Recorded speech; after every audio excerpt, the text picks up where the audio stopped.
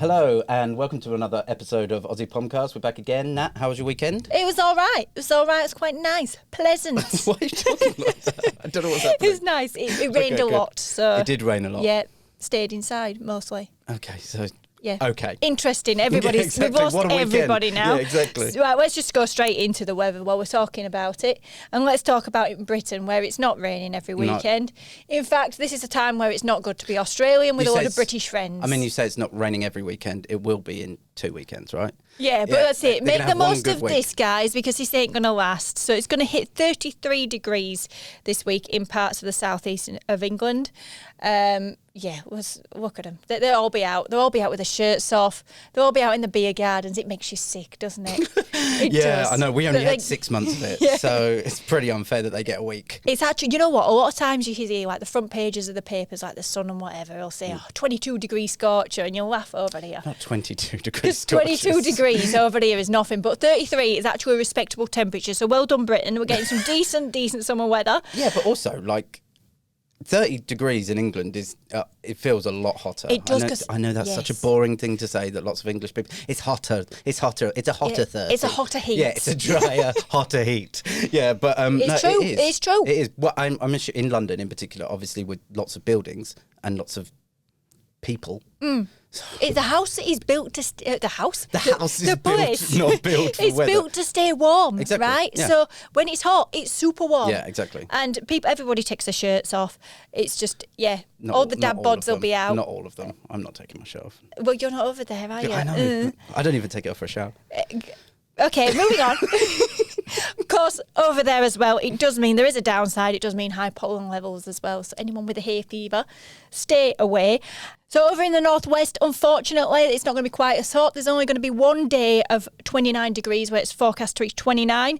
But largely for the rest of the week, it's not going to get much above 15. So that's pretty distressing. It's actually been more than that over here at the moment in winter. And I wore a beanie yesterday. So just saying, it is cold here. And yeah, look, I mean, they literally get one day of summer this week in Huddersfield. So yeah, thoughts and prayers with everybody there. We've got to talk about Royals while we're here, right? We had a big week last week. I know it was the Royals episode.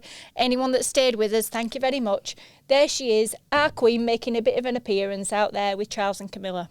This is the Order of the Garter. And potential Queen Camilla there. She will be eventually. Yeah. If the Queen carks it soon, she will be Queen Camilla. She will. Yeah, okay, cool. I mean, clearly. She's everybody's dying, know, but you know. Yes, exactly. Anyway, we speak about this a lot. Yeah, Camilla's been given the highest honour over here, bestowed upon her by the Queen.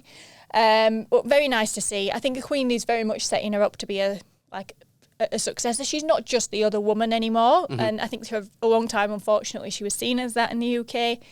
She's backed her in. And she's like, look, this is my woman, right? Charles and Camilla. Yeah, this is a girl for the job. I think they're high-fiving after this. Yeah, fist pumping and all that. Look at her. And there's been a lot of discussion. She's kind of kept herself to herself for a good period of time now. Like, she's done the right thing. She hasn't done anything stupid. She's kind of... And she hasn't worn Diana's jewellery. She hasn't done anything dodgy like that. Can you imagine if she did? Oh, yeah. That would be a shocker. I don't think she would. I mean, I say that she wouldn't, but seriously, there's something wrong with the PR in that family because the one person who has reared his ugly head yet again, Andrew. I know. Air Miles Andy, just bugger off. Air Miles Andy. Bugger off. Like, seriously. Like, so Charles and William basically had to step in and tell the Queen. Reportedly. Definitely. Well, sorry, they haven't texted me. We're not all in a WhatsApp They definitely did. But they probably did, didn't they? They've probably gone, look, it's probably not wise for him to come out for the Order of the Garter. Fair enough, I reckon. Yeah, of course. Awkward discussion to have about your brother and your uncle. But the fact that was made at the last minute, he was still on the list of, like, the service list, I think. So he's obviously like... Might have been a bit of an afterthought, though, you know. God, I mean, they've had a big week with the Jubilee. They're probably just thinking, well, Harry and Meghan are going to ruin this. Forgot about that whole sex slavery thing. Yeah, I just had a look through the order of ceremony and just went, oh God, he's coming. And that isn't the only thing, right, going on with him at the moment, reportedly. Is the other thing that's being talked about a lot in the English media at the moment is that he's actually knocking on the Queen's door and saying it's actually time to reinstate some of his duties. I think people have forgotten by now. Yeah, exactly. It happened in January. Like, seriously, he's not had 10 years in the darkness. Yeah. Like, oh my God. Oh, just go away. Seriously, you live in a castle. Just hide away, just on the grounds of Windsor Castle, and just don't say anything. They got away. A lot of the royals, I mean, I love them, but a lot of them have got away with doing nothing for a very long time. Yeah, just have another year off at least. Exactly. Before you God, start. You don't deserve it, but just enjoy it and disappear. Yeah, do you think it? Yeah, well, it's not good. But I mean, Fergie still thinks he's hot already. So, yeah, go Fergie. She says that he thinks he's a good and kind man. They're clearly still together. I'm sorry, nobody speaks about their ex that way. Yeah, come on. Everybody knows it. It's the worst kept secret in the royal family, right? I didn't know that. Definitely 100% together. Surprised me. Okay. They're definitely together. I mean, they're very friendly to say that, the exes. I mean, they have kids together. Maybe they just, co-parenting and all that kind of thing. So did Charles and Diana, and that didn't end. But that wasn't pleasant for either of them, was it? No, different. Quite different. But yeah, well, she said that she very much backs him and thinks he's a wonderful human. And actually come out and said so off her own back, which is, there we go. They're definitely still together. Yeah, proof that she should probably disappear for a little bit as well. Then. Well, she has. She has. She's doing a philanthropy. She's been good with that, actually. She keeps herself to herself and she just gets on with her little charity work and that sort of way. Prince Harry's fallen from his horse as well in other news. Not in shock. He's fallen from horse. Not in shock that Andy was still going to be on the order of service. No, he's fallen off his horse at the polo. He's gone back to normal now, gone back to playing polo in the US. And, gone back to normal. Yeah. Polo. Yeah, polo. I just go back to my polo times. Yeah, exactly. Yeah, polo and cashing in off Netflix. But yeah, he's gone over and fallen from his horse. So we've got lovely pictures of that on Perth now. Lovely. It's not lovely. Right, it's not nice for him at all, but there we go. All captured in all its glory. Kate and Will's out there making a good impression, not putting a foot wrong as per usual. Here they are at the Grenfell Tower Memorial. An example to everybody. I think they just get on with it, don't they? They don't put a foot wrong, these two. Especially after the Jubilee. I think their popularity is soared after this. They're just helping their reputation, I think, and meanwhile Andrew's trying to destroy it. So and other people are falling off horses. Nightmare. Yeah. Yes. So anyway, but these two are the future of the royals. But let's talk about the future in Parliament. Okay. Talk about politics. Yeah. So over in the House of Commons, there we are. Yay! These women are getting very excited because the House of Commons is set to become menopause friendly. I don't know why you find that so funny. Look at this, yay, menopause. Yeah, I know. It's a very unusual photograph, isn't it? It's a little bit Thumbs weird, up for menopause, guys. But so in the middle there, you've got Sir Lindsay Hoyle, who is the Speaker of the House of Commons, and he has said this week that he's going to do a lot. He's going to make a lot of changes in the House of Commons to make it a bit more friendly for women that are going through menopause, right? And I just think it's like, he's nearly 70 years old. I think it's quite nice that someone's being progressive at that age and doing something that's thinking about the way in which other people have to go through things at work. Like, I just think it's good. They're clearly chuffed about it. Look at them. Happy. I mean, I think you had some issues with some of the wording, didn't you? I thought you were going to say issues with menopause. No. That's not gone. I'm not going through that yet. I'm not going through the change yet, Beck. Steady on. Well, I mean, some of the wording. I mean, he said, look, we're going to put ventilation in for some of the buildings. We're going to give people breathable outfits. Yeah. And can you just imagine? He said breathable uniforms. Breathable uniforms. I've never seen anyone wear a uniform. It's like going to be like sponsored by Adidas or something. And can you imagine, like, you're wearing, like, you're either wearing a lovely frock or you're turning up in the Adidas breathables today, and you're like, I'm clearly going through the change. I just think it's a bit awkward, isn't it, to have to turn up to work in a breathable outfit because you're going through the change. Oh well, yeah, but I guess the idea is that people should just talk about it and it's fine. Like, if you are going through it, fine, let's talk about it. It doesn't matter. If you don't want to talk about it, don't talk about it. Yeah. But I just think it's quite a progressive move, and I think it's a good thing. I think there's a lot of kind of tradition and pomp and stupidity in places like that are just archaic and need overturning. So I think it's a good thing. And look, 250,000 women resign or retire early because of menopause in the UK. So it's not like it's not like it's not it's something a problem. that's affecting and people in their taking workplace. sick days as well. You don't get so many sick days in some jobs. So the idea as well is that they'd be able to take off sick, when you're not feeling too smashing. Ventilated rooms and whatnot as well. I did think it'd be cold enough in Britain, but save on the heating bills at the very least, wouldn't it? So you think that's what it's for? It's actually just cost cutting. Yeah, exactly. Cost of living soaring. Let's save on the heating. Yeah, well, I think it's a brilliant idea. The intentions are right, and look, like I said, clearly they're very, very happy about it. Sticking with politics again, the Scots are once again trying to break away from the rest of Britain. Here we go, Nicola Sturgeon. She just will not let up, will she? She's very keen. She's pretty keen on that. Yeah, she's just a bit keen. And she's unveiled a refreshed case for independence for Scotland and wants another referendum. I just feel like it hasn't been 2 minutes since the last one. Yeah, it feels like that, but it's actually been 8 years. I think it was 2014. That's not that long. It's you need to do it by generation, I think. Probably. You get the same result otherwise. Well, I don't know. I don't really know when is the right time to rethink it, but I mean, she obviously thinks that she's got the numbers to... It was very tight before, but I mean, we didn't have a second referendum on Brexit, and that was pretty tight, so... I don't know whether this is... I mean, I say this because we're not Scottish, right? But I know a lot of people that do feel very passionate about it. And it's only going to get worse, isn't it, if we don't have that? But I don't know. And I'm not wild on the idea of needing a passport to get into Scotland, to be fair. But there we go. Why are you going to Scotland? Scotland's nice. No, I know. It's very nice. Have you not seen Braveheart? Right, okay. Yes, I have, and that's exactly why I'd love to go to Scotland. Look, I mean, for those of them that don't want independence, I mean, it's just dividing the country once again, in my opinion. And look, another thing that's going to divide the country is this new study that's found that people with a northern or Scottish accent are actually thought to be a bit stupid. Now, this is absolute load of rubbish, in my opinion. But I'm going to say that with an accent like mine. Accent discrimination is alive and kicking in England and in the rest of Britain, it would seem, as well. That's a headline there. So this is a researcher named Dr. Robert Mackenzie, who's leading the research at the Northumbria University. And he says people with northern accents receive profound negative social, economic and educational implications. So there we go. You've had an easy ride because you've got a nice accent, basically, is what we're saying. I think it's nice that you call it a nice accent. But I think it's probably true, unfortunately. I think probably that there is a bit of discrimination on the basis of your accent, and it's pretty harsh. I think this study did find that it's kind of the stigmatization of it is kind of disappearing a little bit. So it's getting a little bit easier and people are a bit more conscious about their bias. There's more of them on TV as well, There's more people with... more of them. More of our lot. Yeah, I can say that. I can't understand any of them, but... Oh, shut up. I'm but there's more of our lot on TV, Anton Deck. Anton Deck. He's not from Yorkshire. Not from Yorkshire. Northern, just Anton Deck as Northern, one person. One. Do people think we're less intelligent, less ambitious, and less educated? What a load of rubbish! Although, to be honest, I've noticed a bit of this because I noticed that sometimes, and particularly if I'm out with someone like you or someone with a southern accent, I'll find that I'll ask a question, for instance, and somebody will turn to the other person to answer. Yeah, and okay. I don't know whether that's a female thing. Whether it's just because they don't want to look at me. I do get that vibe that sometimes people don't... Yeah, they think I'm a bit thick because I say it how it is. And that's not the truth at all. Look, we work together, and I'm going to say something quite controversial. Go on. I have actually seen... I think I've seen that as well. I've seen someone treat you differently because of your accent.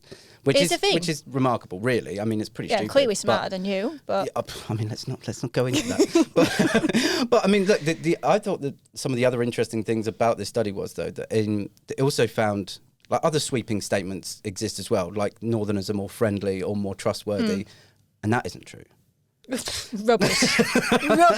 You say hello to anybody in the central London, like they want to stab you. You're more intelligent than me, I'll let you have that, but you're not friendly.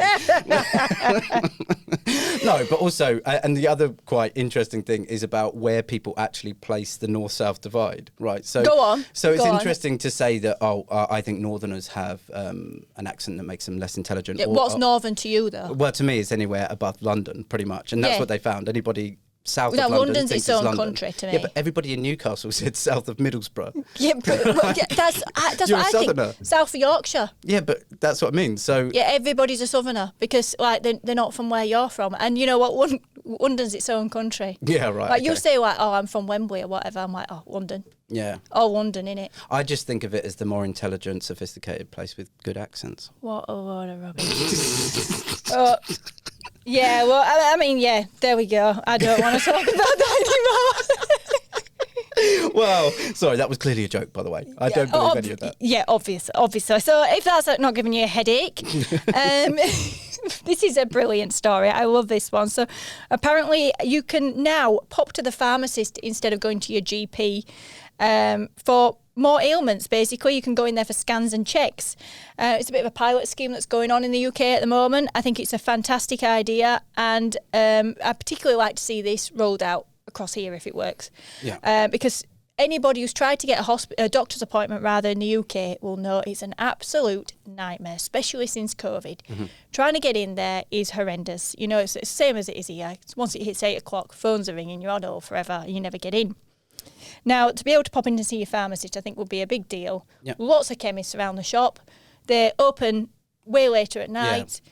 Some of them are 24-hour. Pop in there and get what you need. And it's also quicker. You know, it's quicker to be able to, you know, get an ailment diagnosed as well. Mm-hmm. So I think it's a brilliant idea. Also save people a lot of money over here if we brought it in Australia, because you've got to pay to go to the doctors here. Yeah, but they would just charge you to do it here. They won't charge you as much as a doctor, I don't think. They charge you exactly the same. You reckon? Yeah. That's controversial. Well, no, because you have to pay for the facilities, you have to pay for the employees' time, you have to pay for all of that stuff, which is... I mean, it's not controversial. Yeah, but a doctor's harder to get into, so it's a bit more sought after, isn't it? So you're like, I'll charge you a premium. Charge you a premium. GP's harder to get a ticket in here, love. Yes. The thing is, though, I have found this out. Pharmacists are, in fact, bound by confidentiality agreements. Yeah, I don't know why you didn't think this was a thing. This is a thing, right? Because if you're from Huddersfield, right, you won't want to go into your pharmacist and think that, you know, Fred that's working behind the pharmacist is going to tell everybody down the pub that, and everybody in the village that you've got whatever. But why or whatever. Would he anyway? Even if he wasn't bound by patient confidentiality. Because it's gossip, innit? Have a few bevs. That's like any professional just doesn't go, guess what I saw? Guess who came in today? Yeah, what you done at work today? Oh, I had natting for herpes the other day, you know. God, you had to go there, didn't you? Can you imagine, though? Like, and that's the thing, because you'll be going to your pharmacist with a bit more, right? And you'll be like, oh, you know, I think I've got this, or I think I've got ingrowing toenail. And you'd be worried. And that's the thing. But why would you be any more worried about that than you would be at a GP? Because a GP, you're going to a private room. Okay, so it's all about the little room, is it? No. I'm in a room, we can't get out these walls. Yeah, but also, like, people, I think, trust... This is horrible. You just don't trust I trust the pharmacist. I do trust I think there is an element of trust that comes with a doctor. You know, trust me, I'm a doctor and all this. I don't think, like, unfortunately, I don't think pharmacists have got that same prestige and reputation, and they should have, because they do a very good job and a lot of work. I'm having a lot of pharmacists. I've got no against pharmacists, right? They do a smashing job. They're quick at my pharmacist and all. I will say, you can do it same day, right? Jolly good. I'm also just going to let you into a bit of a secret here. Go on. I know a couple of doctors. What have you got? No, Jesus Christ. Yeah, that itch. No, I know a couple of doctors, and they still tell people stuff. They just don't reveal who it is. They don't go, Nat has got that. Yeah. They just said, you'll never guess what I saw. Yeah, that English person with a very strong northern accent. Exactly. Specifically in Huddersfield. That works at Perth now. Yeah, exactly. No, but like, they're just professionals. Like, they're obviously not going to tell anybody. But it's also so public. So you can't go into... I mean, they need to have private rooms in pharmacies if they're going to have this, in my opinion. Because you go into your pharmacist... You're obsessed with private rooms. No, because like you go into your pharmacist and there's other customers in there. So they can hear what you're saying. I know, but they also have like a bit of discretion. And they're not just going to go, yes, you need to take it 3 times a day. Like, they're not stupid. I don't, yeah, but the thing is, like, it's just not the same as being in a little room. Anyway, we need to move on from this, but I would very much like to see it in Australia, so it save people a lot of money on going to doctors. It wouldn't save people money. It would, anyway, moving on. Let's argue about the football instead. Yeah, I know. I should have saved my money and not gone to Qatar, or like paid for Qatar. Oh my God, this could look be at him. Awful. Sorry looking Gareth Southgate there. Look, fair enough. He should look sorry for himself, because that sounds like it was absolutely horrendous. You got up to watch it. I didn't. Yeah, I did, unfortunately. Glad I didn't. So England, obviously, last night lost to Hungary, the mighty powerhouse of soccer that is Hungary. 40th in the world there. Yeah, they lost 4-0, which is their highest, their biggest loss at home for 90 years. So it's not great. They'd also obviously lost to Hungary last week away. They drew with Italy. They got a late draw against Germany. They haven't scored an open play. Like, it's not bad news. Great. Like, and you know, I think everybody is a bit too quick to jump on Gareth Southgate and say he needs to go. You were a hero a few years ago. Don't forget that. A year ago. Like, But that's all it was. Exactly, yeah. And Everyone wearing waistcoats and everything, and now maybe it's he needs like to put the waistcoat back on. well, people chanting, "You don't know what you're doing" at him last night. Yeah, I know. Apparently, And I think it's just because of the way that he's setting up at the moment, the way that we're playing. It's all a bit defensive. It's all a bit negative, and it's not really playing into our favour. Can you blame him really though when we're getting defeats like this left, right, No, and centre? but we've got a very good attacking team. We've got some very good attacking players, and we're not really accommodating them. So we're actually just playing quite boring football. Oh, John Stones got sent off as well. Controversial. Oh, it wasn't a sending off. It was For stupid. second yellow. Yeah. And you can't get, I didn't know this, right? VAR, you can't call VAR on a second yellow. Only a straight red. So that's why, yep, no appeal on that one, move on. Well, it's sad. It's sad because I think that we all wanted to get around the World Cup this year. I know this isn't the World Cup, but I very much like to get around it because it's near Christmas.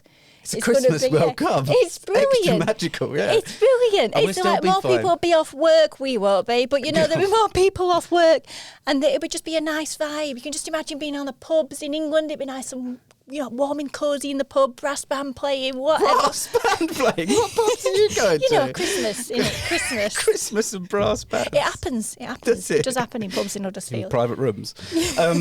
Look, I think it's going to be fine. I think we'll actually still do okay. I think we're still one of the favourites to win. And look, maybe we won't win, but I think we'll still go quite far. It's just we need to have a plan B. The Socceroos are in it at least. Yeah, there they're we in it, go. yeah. So we can get around them if England don't do any good. That's not how supporting a team works now. Yeah. I'll just give the other go. I'll just we'll give be the other team a Australian go. this Yeah, week. exactly. Yeah, did I not tell you I'm a bit Brazilian? Dual national, mate. I can pick. Now, good old Aaron Moy in there as well. Love to see him do well because, he used to play for Huddersfield. He's dead to us now, however. Wow. Anyway, on that note, light and cheery note, thank you for watching and listening. Make sure if you're watching us on the YouTube, you hit subscribe, and we'll see you next week. See you next week. Bye.